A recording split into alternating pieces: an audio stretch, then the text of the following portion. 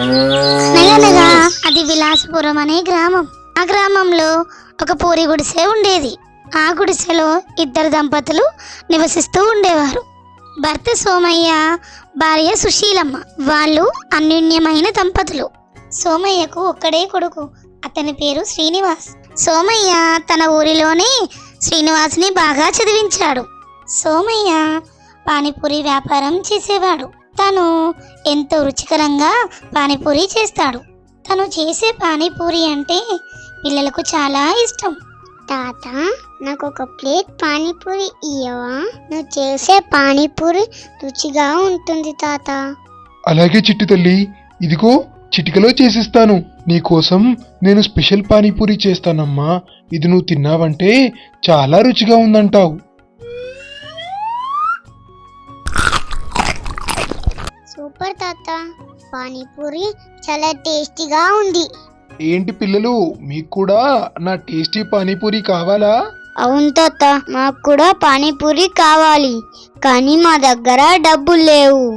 తాత, ఈ ఒక్కసారికి మాకు పానీపూరి ఇయ్యవా? మేము మళ్ళీ మీకు డబ్బులు ఇచ్చేస్తాము.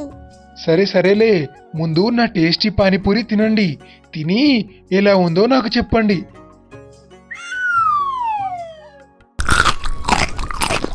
తాత, పానీపూరి చాలా బాగుంది. ఇంత టేస్టీ పానీపూరి నేను ఎక్కడా తినలేదు.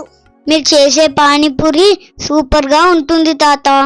థ్యాంక్ యూ సో మచ్ తాత. సోమయ్య చేసే పానీపూరి అంటే పిల్లలకి కాదు, పెద్దవారికి కూడా చాలా ఇష్టం. ఏమయ్యా సోమయ్య, నువ్వు చేసే పానీపూరి నా మనవళ్ళు తిని నాకు కూడా అలవాటు చేశారు. నాకు రోజు నీ పానీపూరి తినందే మనసును పట్టట్లేదు. ఏంటో ఏమో. సరే గాని నాకు ఒక ప్లేట్ పానీపూరి ఇవ్వు స్పెషల్ గా. అవునా, అలాగేనండి. మీకు ఇప్పుడే స్పెషల్ పానీపూరి ఇస్తాను. ఆ ఊరి వారందరూ ఎంతో ఇష్టంగా సోమయ్య పానీపూరి తింటారు. సోమయ్య కొడుకు శ్రీనివాస్ ప్రొద్దున్నే లేచి ఉద్యోగం కోసం పరుగులు తీస్తాడు. సుశీల, అబ్బాయి ఎక్కడికి వెళ్ళాడు? వాడు ఈ మధ్య సరిగ్గా ఇంట్లో ఉండడం లేదేంటి? అసలు వాడు రోజు ఎక్కడికి వెళ్తున్నాడు? చెప్పు సుశీల, నా దగ్గర ఎందుకు దాస్తున్నావు? వాడు ఉద్యోగం కోసం పక్క ఊరికి వెళ్ళాడు. రోజు తిండి తిప్పలు లేకుండా వెతుకుతున్నాడండి. వాడు చదివిన చదువుకి మంచి ఉద్యోగం ఎప్పుడు దొరుకుతుందో. నాన్నా, నేను పట్నం వెళ్దామనుకుంటున్నాను. అక్కడే ఒక మంచి ఉద్యోగం సంపాదిస్తాను. మన చుట్టుపక్కల ఊర్లలో ఎక్కడా నా చదువుకు దగ్గ ఉద్యోగాలు లేవు నాన్న. నువ్వక్కడ ఎలా ఉంటావు నాన్నా? నీకు అక్కడ వండి పెట్టేవాళ్ళు కూడా ఉండరు. తన తల్లి సుశీలకు శ్రీనివాస్ని పట్నం పంపించడం ఏమాత్రమూ ఇష్టం లేదు. నాన్న శ్రీనివాస్, నువ్వు ఇక్కడే ఏదో ఒక పని చూసుకోరా. నిన్ను చూడకుండా నేను ఉండలేను నాన్న, నా మాట వినురా. లేదమ్మా, నేను ఖచ్చితంగా వెళ్లాల్సిందే. నాకు మంచి ఉద్యోగం వస్తేనే మిమ్మల్ని కష్టపెట్టకుండా సంతోషంగా చూసుకోవచ్చు. చిన్నప్పటి నుంచి నన్ను చదివించడానికి చేసిన కష్టం చాలు నాన్న. నిజంగా నీలాంటి అర్థం చేసుకునే కొడుకు మాకు పుట్టడం మా అదృష్టం. ఇదిగో నాన్న, ఈ డబ్బులు తీసుకో. ఇవి చిన్నప్పటి నుంచి నేను ఎంతో కష్టపడి దాచిన డబ్బులు. ఇవి నీకు అక్కడ ఉపయోగపడతాయి. వెళ్ళు నాన్న, జాగ్రత్తగా వెళ్ళిరా. శ్రీనివాస్ పట్నంలో ఉద్యోగం సంపాదించాలని అమ్మా నాన్న కూడబెట్టిన డబ్బులన్నీ తీసుకొని పట్నంకి బయలుదేరుతాడు. అలా స్టేషన్ దిగి బయటికి నడుస్తుండగా దారిలో ఒక పెద్ద మనిషి శ్రీనివాస్కి ఎదురవుతాడు. అతను చూడడానికి ఎంతో అమాయకంగా కనిపిస్తాడు. బాబు, నువ్వు చూస్తుంటే చదువుకున్న వ్యక్తిలా ఉన్నావే. నాకు తెలిసి నువ్వు పట్నానికి ఉద్యోగం కోసం వచ్చుంటావు, నిజమేనా? అవునండి, నేనిక్కడికి ఉద్యోగం కోసమే వచ్చాను. అవునా, నేను కూడా ఇక్కడ ఏదైనా పని దొరుకుతుందేమో అని వచ్చాను. నా పేరు వీరయ్య. ఇక్కడికి అందరూ ఉద్యోగం కోసమే వస్తారు. అన్నా, నువ్వు చూస్తుంటే ఇక్కడ అన్నీ తెలిసిన వాడిలా ఉన్నావు. నాకు ఉద్యోగం చూసి పెడతావా అన్నా? నేను బాగా చదువుకున్నాను. నా సర్టిఫికెట్లు కూడా తెచ్చుకున్నాను. అయ్యో, దాంట్లో ఏముంది తమ్ముడు. నాకిక్కడ ఒక పెద్ద సేటు తెలుసు. ఆయన దగ్గరే నేను పని చేయడానికి వెళ్తున్నాను. ఆయనకి చాలా కంపెనీలు ఉన్నాయంట. ఆయనకి చెప్పి నీకు మంచి ఉద్యోగం ఇప్పిస్తాను. నువ్వేమీ కంగారు పడకు. అవునా? నువ్వు నాకు ఉద్యోగం ఇప్పిస్తే నేను నీకు జీవితాంతం రుణపడుంటానన్నా. దాంట్లో ఏముంది తమ్ముడు, మనిషికి మనిషి సహాయం చేసుకోవాలిగా. ఇప్పుడు నేను అటే వెళ్తున్నాను, నాతో పద, నీకు కూడా అతన్ని పరిచయం చేపిస్తాను. అలా ఆ పెద్ద ఆయన శ్రీనివాస్కి మాయమాటలు చెప్పి తీసుకుని వెళ్తాడు. ముందుగా ఆ పెద్ద ఆయన శ్రీనివాస్ని ఒక హోటల్కి తీసుకెళ్తాడు. అక్కడ శ్రీనివాస్తో ఇలా అంటాడు. తమ్ముడు, నాకు చాలా ఆకలిగా ఉంది, మనం చాలా దూరం వెళ్ళాలి. అందుకే ముందుగా మనం ఏదైనా తిని బయలుదేరుదాం. నేను ఖాళీ కడుపుతో ఏ పని సరిగ్గా చెయ్యను. నువ్వు కూడా ఏమీ తిననట్టున్నావుగా, ఇద్దరం తిందాం. తిందామన్నా, నాకు కూడా చాలా ఆకలిగా ఉంది. పొద్దున్నుంచి నేనేమీ తినలేదు. చోటు, నాకు ఒక chicken biryani, mutton biryani, paneer masala, mutton keema, 4 butter నాన్లు తీసుకురా. మరి నీకేం కావాలి తమ్ముడు? అన్నా, నేను వెజ్ భోజనమే తింటానన్నా. వీరయ్య సిగ్గు లేకుండా అడిగినవన్నీ తన టేబుల్ పైన పెడతారు. అబ్బా, ఇవి చూస్తుంటేనే నా నోరు ఊరిపోతుంది, త్వరగా తినేయాలి. తమ్ముడు, నా దగ్గర దీనికి సరిపడా డబ్బులు లేవు. నేను నీకు మళ్ళీ డబ్బులు ఇస్తాను, నా బిల్లు కూడా కట్టేస్తావా? అలాగే అన్నా. ఆ పెద్ద ఆయన శ్రీనివాస్ డబ్బులతో కడుపు పగిలిపోయేంతగా భోజనం చేస్తాడు. తిన్న తర్వాత వాళ్ళిద్దరూ బస్టాండ్లో కూర్చొని ఉద్యోగం కోసం మాట్లాడుకుంటారు. అన్నా, నన్ను కంపెనీకి తీసుకెళ్తావనుకుంటే ఇక్కడికి తీసుకొచ్చావేంటి? పదన్నా, మనం కంపెనీకి వెళ్దాం. అక్కడ నీ సేటును నాకు పరిచయం చెయ్యన్నా. వెళ్దాం తమ్ముడు, తొందరేముంది. కానీ ముందు మనం బట్టల దుకాణానికి వెళ్ళాలి. ఎందుకంటే నన్ను ఇలా చూస్తే బాగోదు. మనం ముందు బట్టల దుకాణానికి వెళ్దాం పదా. అలా శ్రీనివాస్ని మాయమాటలు చెప్పి ఒప్పించి ఇద్దరు కలిసి బట్టల దుకాణానికి వెళ్తారు. అలా ఆ బట్టల దుకాణానికి ఎదురుగా నిల్చొని ఆ పెద్ద ఆయన ఇలా అంటాడు. చూడు తమ్ముడు, మనం ఎవరినైనా కలిసే ముందు మంచి దుస్తులు వేసుకోవాలి. అప్పుడే మనకు విలువ ఉంటుంది. కాబట్టి నువ్వు నాకు డబ్బులు ఇచ్చావంటే నేను కొత్త బట్టలు కొనుక్కుంటా, నీకు మళ్ళీ తిరిగి ఇచ్చేస్తా. అలాగే అన్నా, ఈ డబ్బులతో నువ్వు కొత్త బట్టలు తీసుకో అన్నా. పాపం సోమయ్య, సుశీలమ్మ తన కొడుకు ఎలా ఉన్నాడో అని చింతిస్తూ ఉంటారు. సుశీల, నాకు చాలా భయంగా ఉంది. అక్కడ వాడు ఎలా ఉన్నాడో ఏమో. అంత పెద్ద పట్నంలో వాడు ఎలా బతుకుతాడో ఏమో. అవునండి, నా కొడుకు అక్కడ ఏం తింటున్నాడో ఇలా ఉన్నాడు. వాణ్ణి చూడకుండా ఒక్కరోజు కూడా ఉండలేదు. చివరాఖరికి పాపం శ్రీనివాస్ని ఆ పెద్ద ఆయన పెద్ద హోటల్కి తీసుకుని వెళ్తాడు. ఏంటన్నా ఇది? నన్ను ఈ హోటల్కి తీసుకొచ్చావేంటి? మనం వెళ్ళాల్సింది మీ సేటు దగ్గరికి కదన్నా. చూడు తమ్ముడు, ఇప్పటికే చీకటి పడింది. మనం ఇక్కడే విశ్రాంతి తీసుకొని రేపు పొద్దున్నే మా సేటి దగ్గరికి వెళ్దాం. నువ్వు నీ ఉద్యోగం కోసం ఏమీ కంగారు పడకు, నేనున్నాగా, అన్నీ చూసుకుంటా. అలా వాళ్ళిద్దరూ హోటల్లోనే పడుకొని తెల్లవారుజామునే ఉద్యోగం కోసం వెళ్దామని అనుకుంటారు. అలా కొన్ని గంటల తర్వాత శ్రీనివాస్కి హఠాత్తుగా మెలకువ వస్తుంది. కళ్ళు తెరిచి చూడగా ఆ పెద్ద ఆయన శ్రీనివాస్కి కనిపించడు. రూమ్లో ఎంత వెతికినా ఆ డబ్బుల బ్యాగు కూడా కనిపించదు. కొంతసేపటికి ఆ పెద్ద ఆయనే డబ్బుల బ్యాగు తీసుకొని పారిపోయాడని అర్థమవుతుంది. అయ్యో, నా డబ్బులన్నీ పోయాయి. ఆ విధవే నా డబ్బులన్నీ దొంగలించుంటాడు. శ్రీనివాస్ తను మోసపోయానని ఎంతో బాధతో తిరిగి ఇంటికి వస్తాడు. పాపం వాళ్ళ అమ్మ నాన్న శ్రీనివాస్ ఎంతో మంచి ఉద్యోగం చేస్తున్నాడని అనుకుంటారు. సుశీల, వాడికి ఖచ్చితంగా ఏదో ఒక మంచి ఉద్యోగం దొరికే ఉంటుంది. వాడు మన కష్టాలన్నీ దూరం చేస్తాడు. అవునండి, వాడు అనుకుంటే ఏదైనా సాధిస్తాడు. అలా ఒకేసారి శ్రీనివాస్ని చూడగా వాళ్ళమ్మ నాన్న ఎంతో ఆశ్చర్యానికి గురవుతారు. నాన్న శ్రీనివాస్, ఏమైంది నాన్న ఇలా వచ్చావు? చూస్తుంటే ఏదో కంగారుగా ఉన్నట్టున్నావేంటి? అమ్మా, మీరెంతో కష్టపడి దాచిన డబ్బంతా పోయిందమ్మా. నన్ను ఒక దొంగ మోసం చేశాడమ్మా. అతను నాకు ఉద్యోగం ఇప్పిస్తాడని ఎంతో మోసం చేశాడమ్మా. ఏం మాట్లాడుతున్నావురా నువ్వు? డబ్బులు పోయాయా? అయినా ముక్కు ముఖం తెలియని వాళ్ళను నువ్వెలా నమ్మావురా? నిన్నే కాదు నాన్న, నన్ను కూడా ఇంతకు ముందు ఒకతను మోసం చేశాడు. కొన్ని రోజుల క్రితం సోమయ్య ఒక వ్యక్తి దగ్గర పానీపూరి చేయడం నేర్చుకుంటాడు. అతని పేరు వీరయ్య. సోమయ్యకు పానీపూరి ఎలా చేయాలో నేర్పించి తన చేత అప్పు చేయించి మరీ పానీపూరి బండి పెట్టిస్తాడు. సోమయ్య, నీకు పానీపూరి ఎలా చేయాలో నేర్పించాను. ఇక నుంచి నువ్వే పానీపూరి చెయ్యాలి. నాకు ఆ వచ్చిన డబ్బుల్లో 30% వాటా కావాలి. అలాగే వీరయ్య, నేను నీకు 30% వాటా ఇస్తాను. కానీ నాకు ఇంకా రుచికరమైన పానీపూరి చేయడం నేర్పించు. అప్పుడే నీకు కావాల్సిన 30% వాటా ఇస్తాను. తను ఎంతో కష్టపడి వీరయ్య దగ్గర పానీపూరి రుచిగా చేయడం నేర్చుకుంటాడు. దాన్ని అనుకువగా తీసుకున్న వీరయ్య సోమయ్యతో ఇలా అంటాడు. సోమయ్య, నాకు ఒక 50,000 అప్పుగా కావాలి. నాకు డబ్బులు వచ్చిన వెంటనే 50,000 కాదు 60,000 నీ చేతిలో పెడతాను. చూడు వీరయ్య, ఈ పానీపూరి బండి పెట్టడానికి తీసుకున్న అప్పే ఇంకా తీరలేదు. ఇప్పుడు కొత్తగా అప్పు చేయాలా? నా వల్ల కాదు. ఏంటి సోమయ్య నువ్వు మాట్లాడేది? నీకు పానీపూరి నేర్పించి పానీపూరి బండి పెట్టించి ఉపాధి కల్పిస్తే నన్నే కాదంటావా? నిజంగా నువ్వు నాకు ఎంతో రుణపడి ఉంటావు అనుకున్నాను, కానీ నువ్వు ఇలా చేస్తావని నేను ఎప్పుడూ అనుకోలేదు. సరే, అయితే ఒక ఒప్పందానికి వద్దాం. నువ్వు నాకు 30% వాటా ఇవ్వాల్సిన అవసరం లేదు.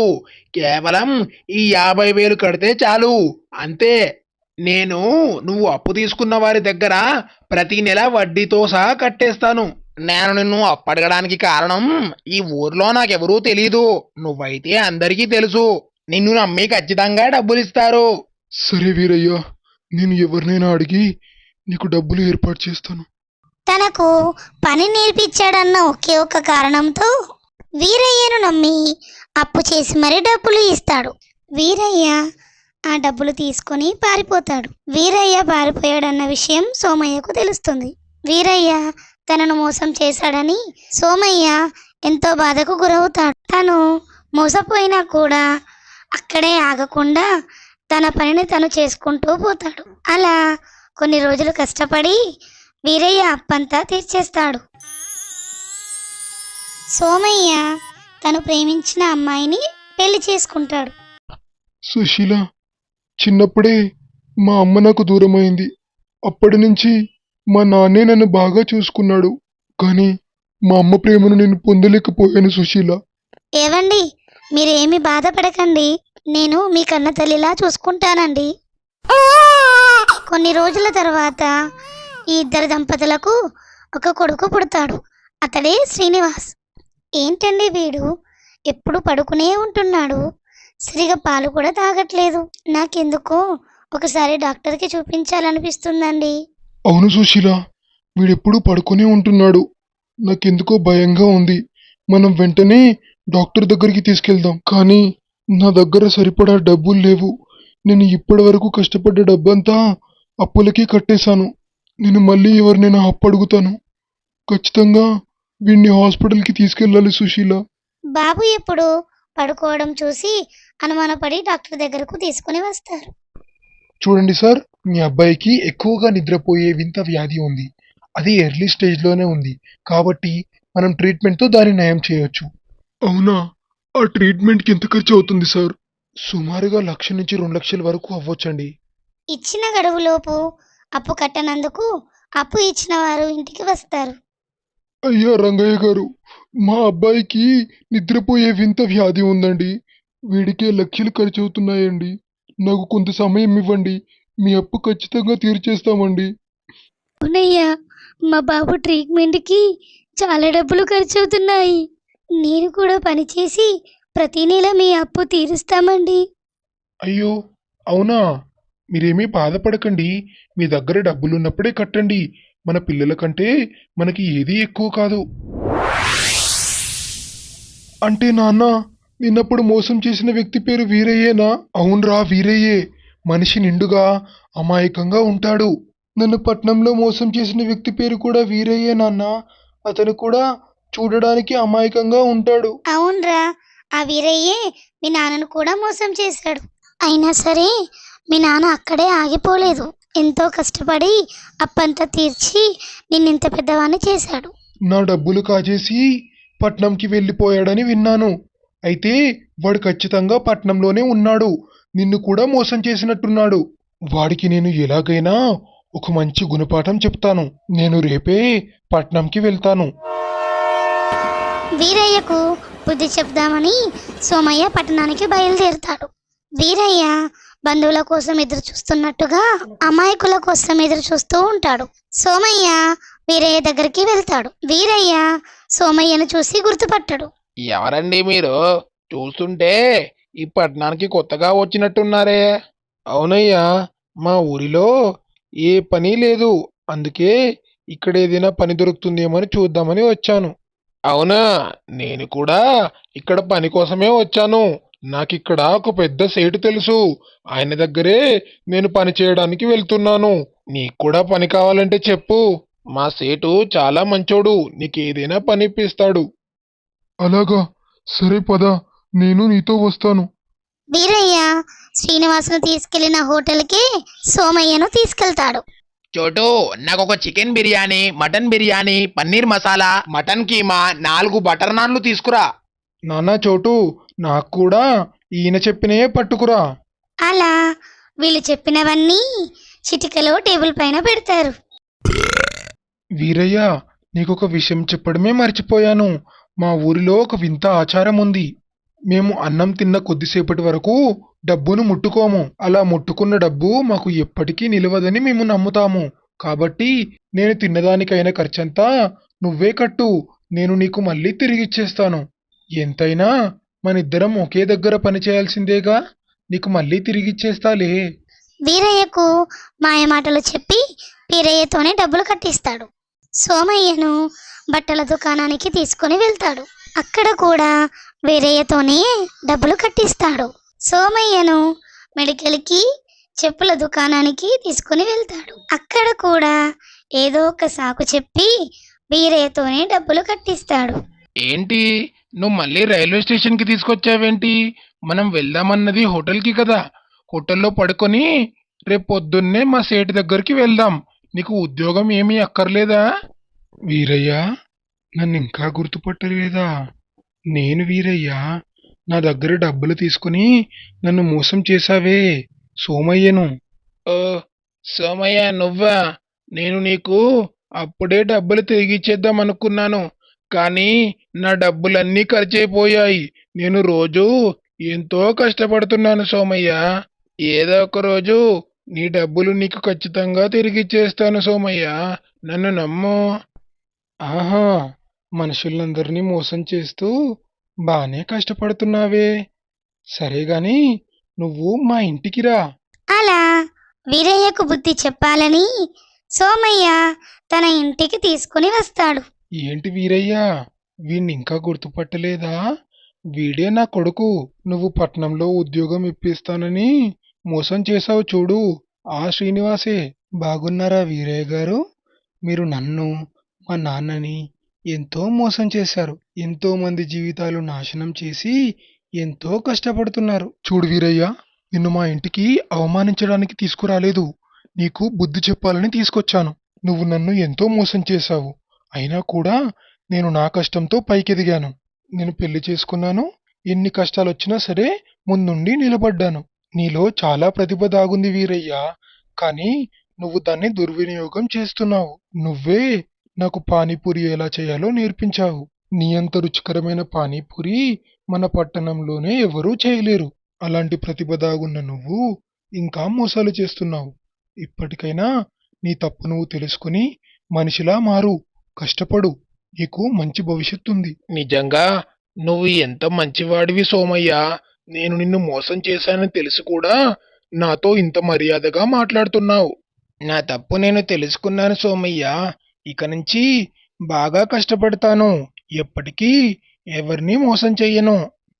వీరయ్య తను చేసిన తప్పును తెలుసుకొని ప్రాయశ్చిత పడతాడు. కొన్ని రోజులకు సోమయ్య, సుశీల మళ్ళీ పట్నం పంపించాలని అనుకుంటారు. సుశీల, నేను వాడిని మళ్ళీ పట్నం పంపిస్తాను. ఎందుకంటే వాడు మంచి ఉద్యోగం చేయాలి. అప్పుడే వాడు జీవితంలో ఉన్నత స్థాయిలో ఉంటాడు. ఒరే నానా, నువ్వు మళ్ళీ పట్నం వెళ్ళి ఉద్యోగం కోసం ప్రయత్నించు. ఇక్కడే ఆగిపోకు. మన ప్రయత్నమే మన మొదటి విజయం. అవును నాన్న, నువ్వు పట్నం వెళ్ళి మళ్ళీ ఉద్యోగానికై ప్రయత్నించు. ఈసారి తప్పకుండా నువ్వు విజయం సాధిస్తావు. ఎట్టకేలకి శ్రీనివాస్ మంచి ఉద్యోగం సంపాదిస్తాడు. కొన్ని రోజుల తర్వాత శ్రీనివాస్ ఇంటికి తిరిగి వస్తాడు. నాన్న, నేను పట్నంలో ఒక మంచి ఉద్యోగం సంపాదించాను. నెలకి 50,000 జీతం. ఇక నుంచి మిమ్మల్ని బాగా చూసుకుంటాను నాన్న. మీకు ఏ కష్టమూ రానివ్వను. నాకు తెలుసు నాన్న, నువ్వనుకుంటే ఏదైనా జరుగుతుంది. మన నమ్మకమే మనని ఎప్పుడూ ముందుకు నడుపుతుంది నాన్న. శ్రీనివాస్కి ఒక మంచి అమ్మాయితో వివాహం జరుగుతుంది. బంగారు కొండలు సబ్స్క్రైబ్ చేసుకోవచ్చు కదా.